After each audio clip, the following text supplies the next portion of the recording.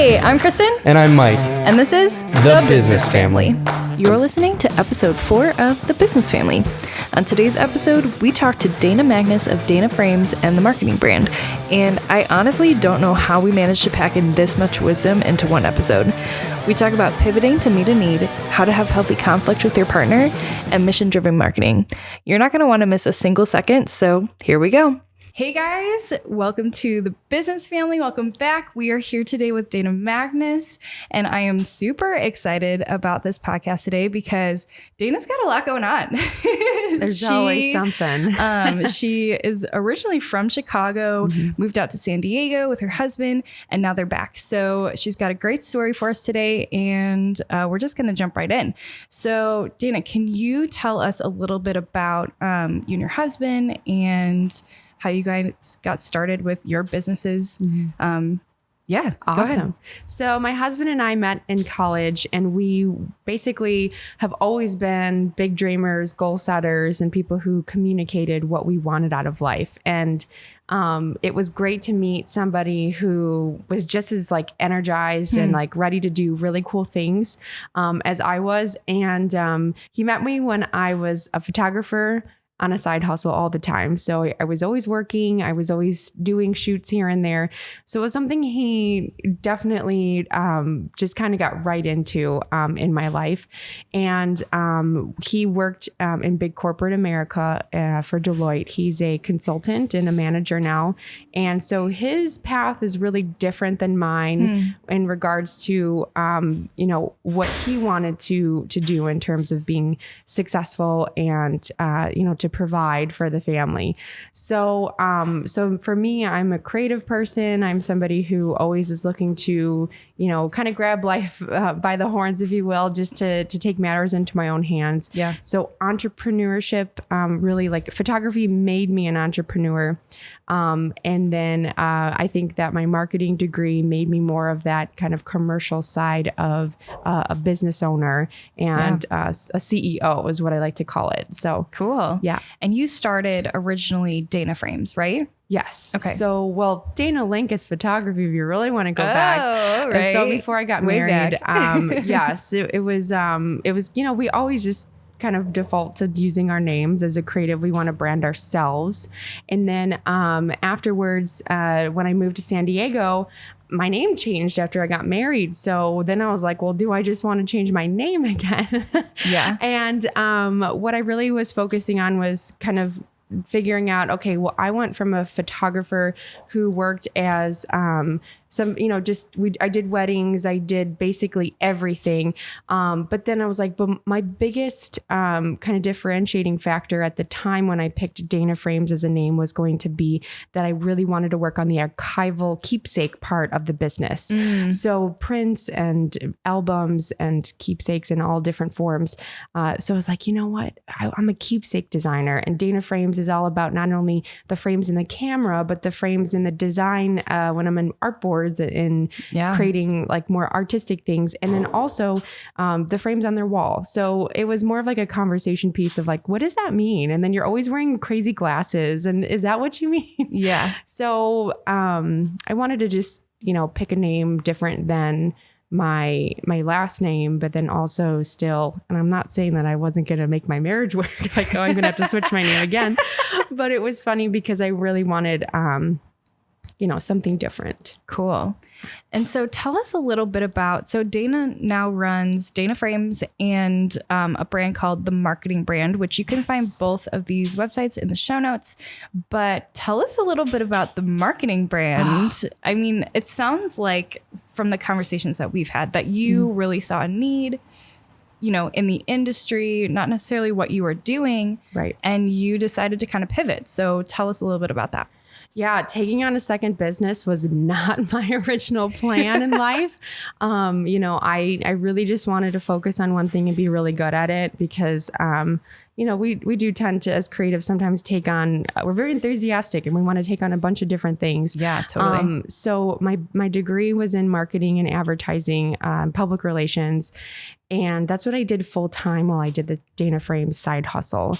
So it came to be in 2016 when I got laid off from that full-time job, which came literally a month and a half after we bought our first home. Wow. And my husband bought his, like we were a 1-car family for, since we moved out there, because his car is sitting on my finger. poor guy sacrifices so much. But he finally got it to buy his new truck, and we were really planning our finances. And then out of the blue, I get laid off. And this was 2016. And I actually was on my way to the airport to go, because he travels for work. He travels all over the world, between India all the way locally to DC on a regular basis for his corporate job. So I was getting on a plane to go to spend the week in New York with him, to do, just to be there and take advantage of like a little long weekend, and get laid off like on the way to the airport. Wow. So that was a big, that was really when I went full time. I was like, I could go get another job, but let's really talk about this. And it's my goal to finally, be somebody who's all in, right? And he understood that, because he did that for his job. Like, for him to be traveling all the time and leaving me alone in a whole different state, like, because we moved out together knowing no one in San Diego, leaving all of our family and friends behind, and for him to then just still be on the road all the time. Yeah. That was a big kind of sacrifice for me to be like, okay, well, we're doing this distance thing, almost on a weekly basis. Right. And so he felt maybe a little bit of like guilt for those, like, okay, well, at least when you're home by yourself, you can be doing all the things that you want and building a business that you want, now that you have all these extra nights and evenings that I don't have to run home and cook dinner and be with someone. Like, I'm a workaholic. I'll work till, 11 midnight. And that's cool, because he's not there to need me. So we both have this kind of drive for our businesses and our careers. So the marketing brand was born because photography was, again, something I've always been doing. But it's like, we take on clients who like just need help. And after leaving the corporate job, I had a few people in my circle of network who were like, hey, I still would like some assistance on, websites and some marketing strategy. And I want some brand photos. And people were coming to me for headshots and not like being asked the right questions. So once they come to me, they're like, oh, so you can help with business cards, because you're asking me now what kind of photos I need to take in order to market myself better. So all this kind of came about where I'm like, well, this is a big need. Like, people are going out and trying to hire photography and brand photography, but they're missing this whole strategic marketing aspect of it, which is really important when they're beginning launching a brand or beginning their business. Yeah. They need to figure out, well, it's not just about asking a photographer to take a pretty picture of you. It's like, who are your target clients? I mean, all the basic marketing 101 stuff. But it's like, they still don't have the confidence to go forward without this plan. Yeah. People don't think about it. They don't think about it. And it's not their fault, because they're not marketing majors and they're just trying to start a business because it's what they love to do. And it's what they want to provide for the world and their clients. So marketing always is that like afterthought that they're like, oh yeah, crap, I need to like figure out how to get clients. Like, that's kind of a thing beyond my friends and family and just asking around in LinkedIn.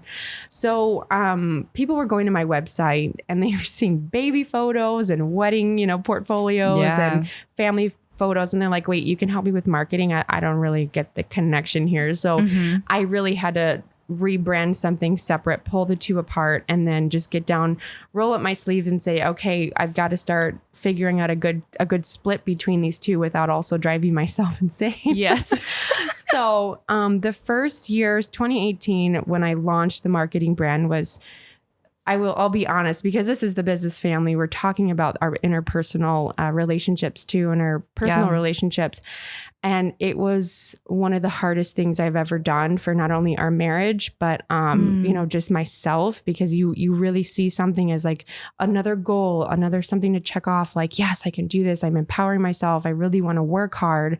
Yeah. But you sometimes forget all the other parts of your life that suck that energy from. Yeah. Right. And that really made it very apparent that we had to come back home to Chicago. Even as professional photographers and videographers, we found ourselves using our cell phones to capture a lot of our on-the-go content for both our family and our business. That's why we purchased Moment lenses. Moment makes a variety of lenses and photography gear for your mobile device that can elevate your cell phone camera to a more professional quality.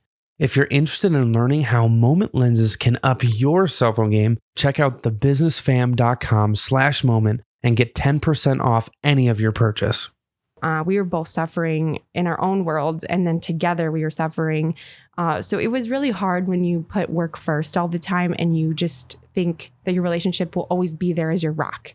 And I came to a point where I just was looking at it and I'm like, wow, I'm a really terrible wife. Like I'm finally being a good business owner. I'm finally like doing what I want, but look at all the things I'm sacrificing in my personal life. And it showed, and it was very, very challenging. So when you ask like, how difficult was it to split the businesses and a business side? I think it was more difficult on a personal note. Yeah. You know?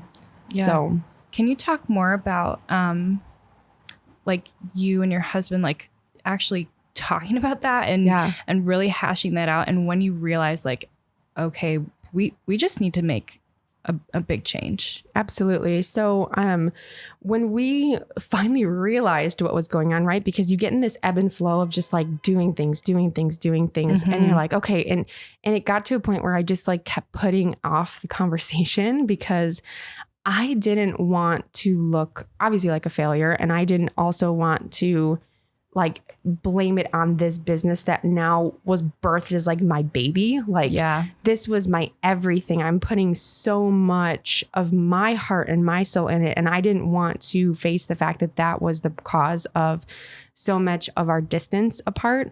So on top of his extreme traveling and being away, then he comes home and I'm still in business mode, you know, and it's like, then on the weekends, we're just trying to either get things done. And it's just, to be honest, it just kept going for a while. So it didn't, it took like at least 4 to 5 months for us to like sit down and have this hard conversation. Like, what is it that we're doing to ourselves and to each other? So, we just kind of got to a point where I know I personally got burnt out. And then I'm like, I just need you. I just need like that person again to come back. And then you need me. And we just had to like just stop and check ourselves and be like, whoa, like this life is not for us. And so we were always talking about coming back to Chicago at some point when we wanted to start our family. It's so much easier to do that when you have mom and dad and friends and everyone to support you and just to be there to tell you, okay, it's okay. We're here if you need anything. Totally. Versus, okay, sorry, well, we may or may not see you, in 6 months because you're 2,000 miles away. And so it came to a point where we were like, we just had finished like a nice pool in our backyard. Like we were like so in love with our house and like everything. But then we just like, do you want to move back to Chicago? We looked at each other like, yeah. So like within a week, we called our realtor, we just got things and we just were so mentally done. Wow. And that's kind of what Bob and I, my husband, we do. We're extreme people. Like when we went to move to California, like our friends were like, wait, you guys just like talked about it for like a night and you're good. And like, how do you guys just like, and I just, there's no other explanation, but just we're so in sync with who we are individually and then who we want to be as partners. So that's really great. Other people think we're nuts. And I think that's true because we are, but it's like, we're crazy and we love it because we're just like, oh yeah, that sounds good. That's good with you. That's good with me. Let's go do it. And we don't waste any time like second guessing it. Yes. So that's kind of how it happened. It took a week and then our house sold in like a month. After all the getting ready and everything, it sold in like 2 or 3 days. Wow. And then we just threw everything in a car and a little pod and we were back home. Wow. It's just like that. So crazy. Yeah. I love that. But I love that you guys took the time to really figure it out, and you weren't like, you can get stuck in that for a long time. And that's when like, things just fall apart, Totally. And so I really commend you guys for having the self-awareness and also having a relationship where you both felt safe to bring that to each other instead of just going like, oh, I'm going to come off as a failure and I can't show that to this person. And I think we often can get caught caught up in that. So yeah. And it's great that I think it was harder for me because for him, he just has to switch offices because he still had the same job. sure.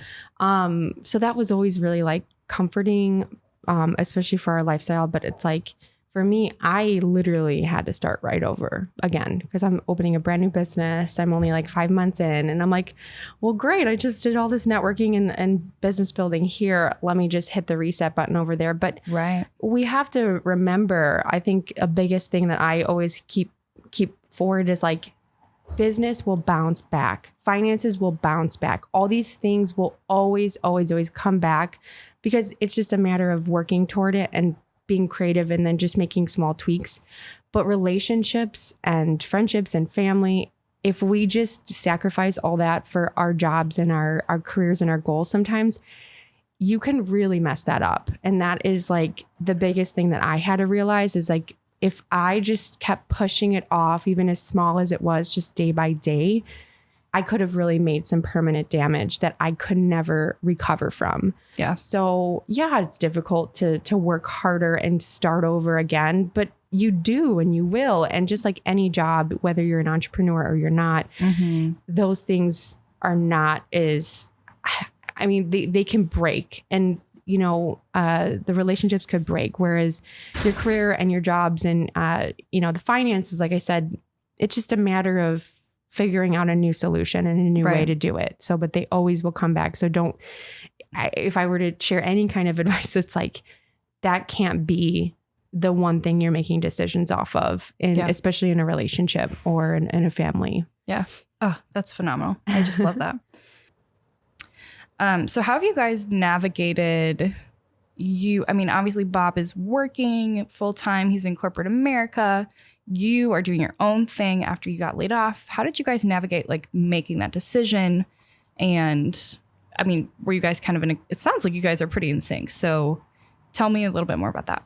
So he's like such a supportive person. And, I can be such a just off the wall kind of person that throws these crazy ideas.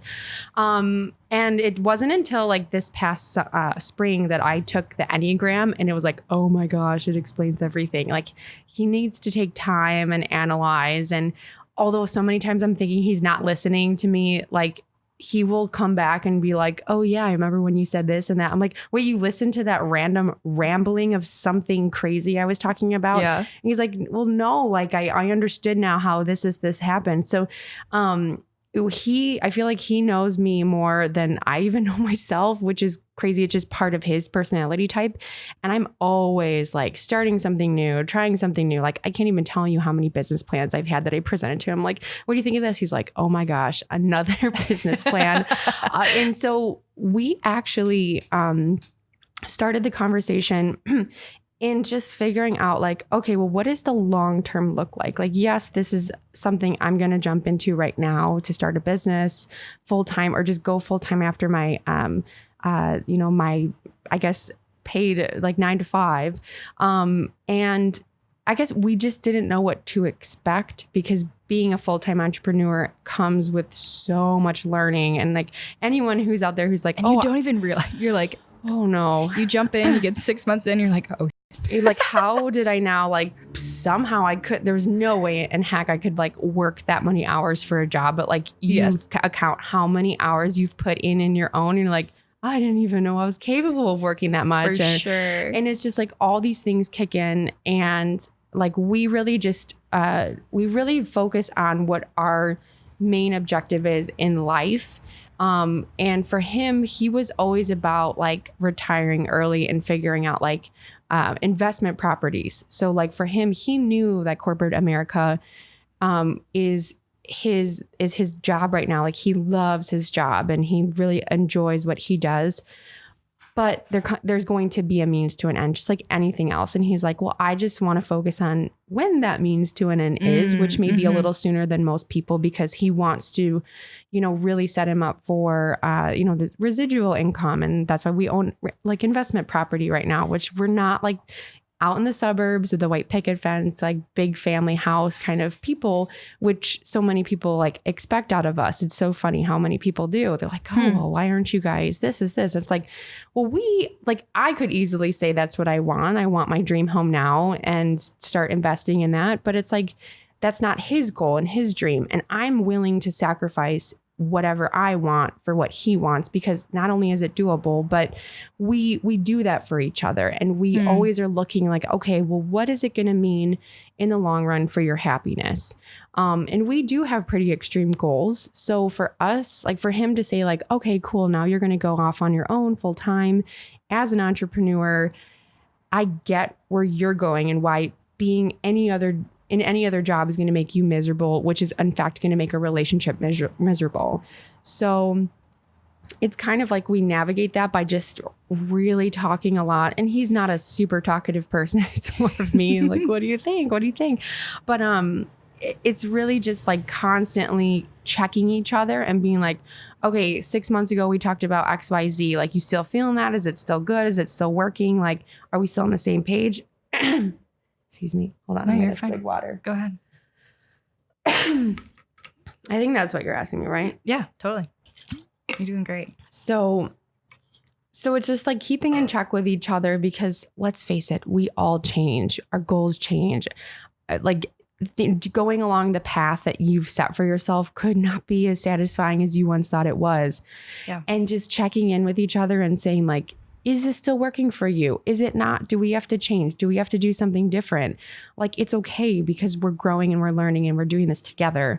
And like, I really think it's different, because I feel like I'm in such a different position, because he's had the same job that he's had the whole time we were together, even since his internship.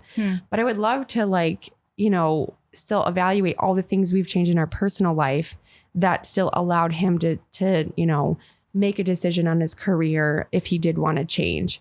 It's harder right now because I'm, again, just starting in a new city, and it puts a lot of pressure on him right now to like stay where he's at, because I'm still building and I'm still like completely starting from scratch, in my opinion.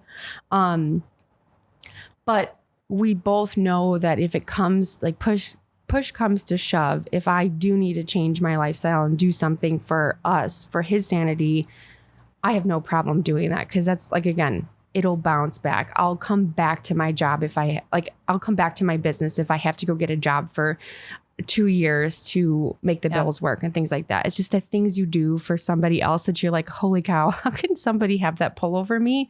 It's because you really, really want to invest in that relationship. That's awesome. I love that.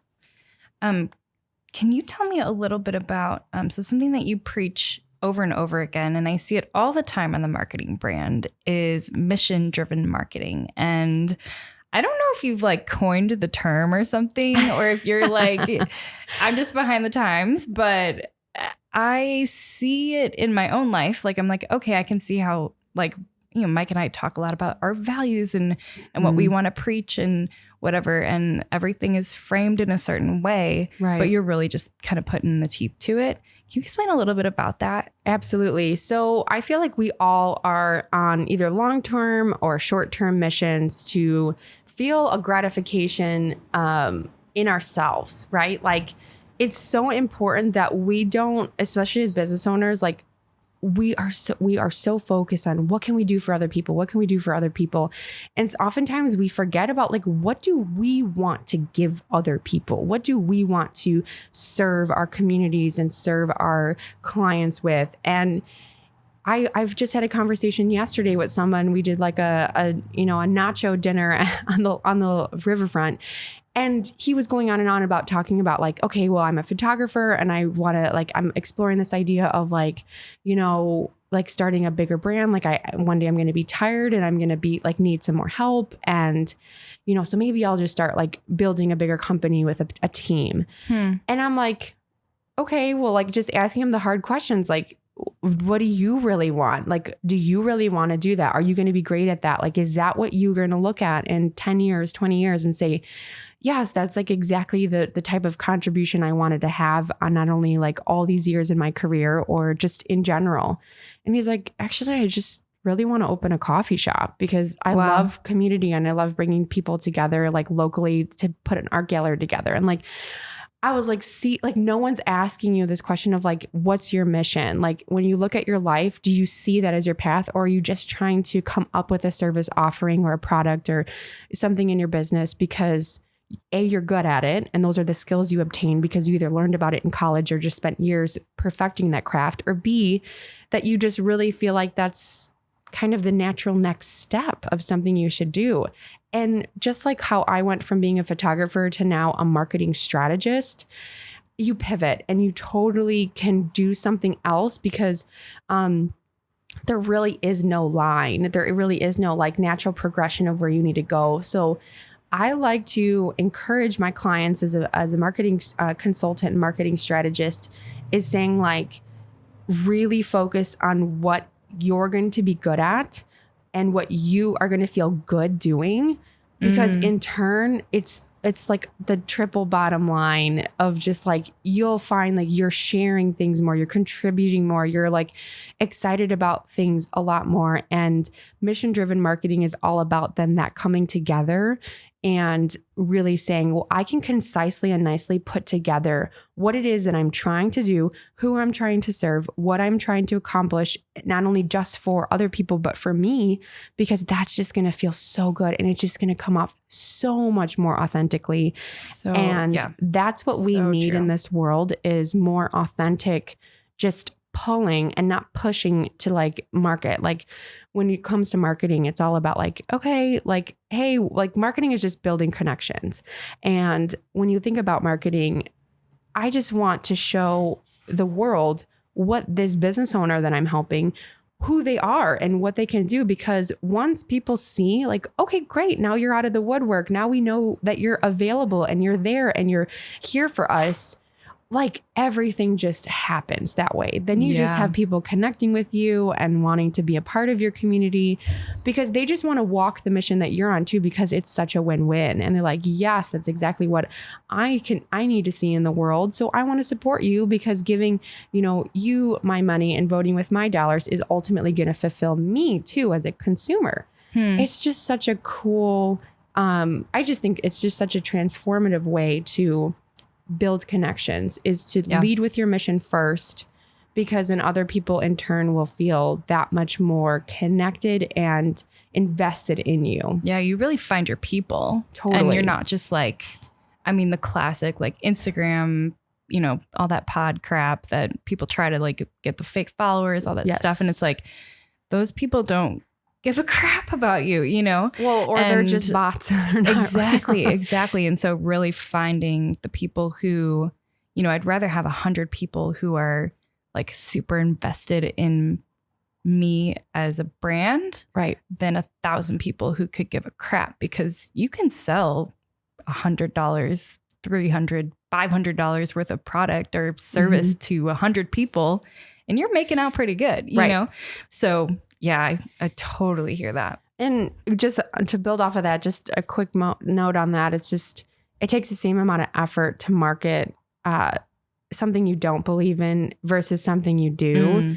So it's like the same amount of dollars in marketing and effort. And it's just, but the results you'll get for showing up for those 100 people versus like, this is what I tell my clients all the time. And they're so worried about the numbers of Instagram. Like, how do I really extend myself and help more people and build it to scale?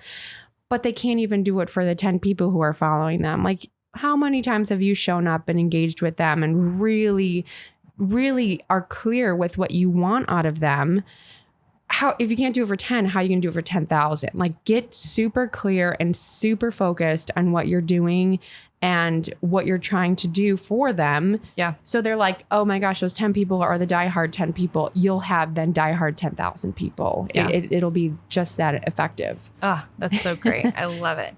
And can you tell me a little bit about your personal mission? Like, obviously, I don't know if there's a difference between like Dana Frames. I think Dana Frames is still in existence, right? Still kind of happening, up and running. Okay, cool. Yes. And the marketing brand. And I want to hear a little bit about how your husband, Bob, has influenced that mission, if at all. Sure. So for me, I love things that are efficient and sustainable. It's like across the board.